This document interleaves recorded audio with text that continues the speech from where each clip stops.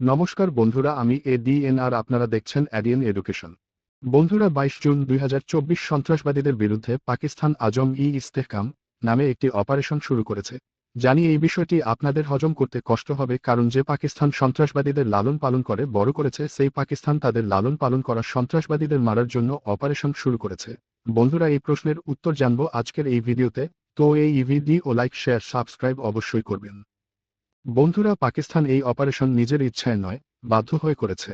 আপনাদের মনে হয় যে পাকিস্তান সন্ত্রাসবাদীদের সাহায্যে চলে, সেই পাকিস্তান এদের মারার জন্য অপারেশন শুরু করবে? মোটেই না। সন্ত্রাসবাদী হচ্ছে সেই তলোয়ার যার দুই দিকেই দাঁড় রয়েছে।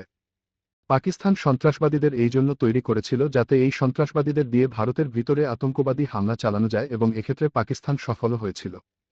কিন্তু গত 10 বছরে ভারতীয় সামরিক বাহিনী সীমান্তে অনেক শক্তিশালী পদক্ষেপ নিয়েছে, যার ফলে পাকিস্তান থেকে ভারতে আসার সমস্ত পথ বন্ধ হয়ে গিয়েছে। এখন সন্ত্রাসবাদীরা তো আতঙ্কবাদ ছাড়া আর কিছুই জানে না। এমন তো নয় যে সন্ত্রাসবাদীদের কেউ কেউ ডাক্তার, ইঞ্জিনিয়ার, শিক্ষক, রাজমিস্ত্রি, কার্পেন্টার, যাদের মনে হলো আচ্ছা এখন তো ভারতে যাওয়ার সমস্ত পথ বন্ধ, চলো আমরা অন্য কাজ করি। এমন তো নয়।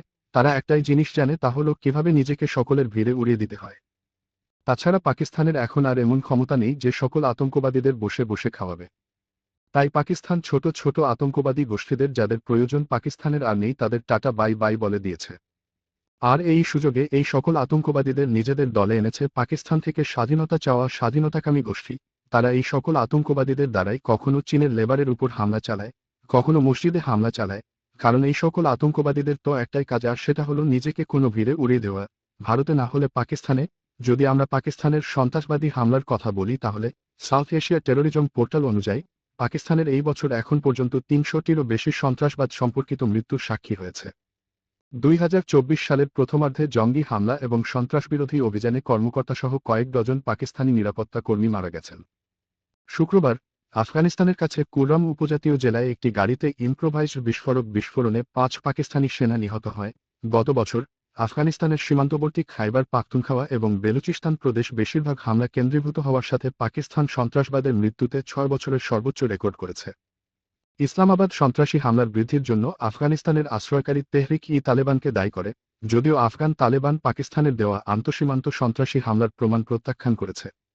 বন্ধুরা, যতদিন পর্যন্ত পাকিস্তানিদের উপর হামলা হয়েছে ততদিন পর্যন্ত আতঙ্কবাদীদের উপর পাক আর্মি কোনো বড় পদক্ষেপ নেয়নি। কিন্তু যেদিন থেকে চীনের লেবারের উপর হামলা হতে শুরু করেছে, সেদিন থেকে পাক আর্মি নড়েচড়ে বসেছে।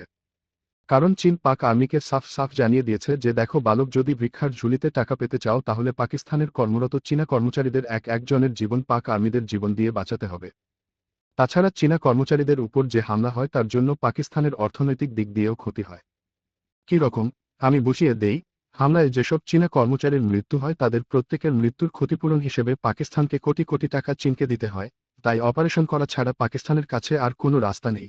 যদি সন্ত্রাসবাদীদের বিরুদ্ধে পাক আর্মির অতীতের অপারেশনের কথা বলি, তাহলে পাকিস্তান 2009 থেকে 2017 সালের মধ্যে খাইবার পাখতুনখোয়ায় সন্ত্রাসীদের বিরুদ্ধে ব্যাপক সামরিক অভিযান শুরু করছিল, কিন্তু পাকিস্তান আর্মি পুরোপুরি ফেল হয়।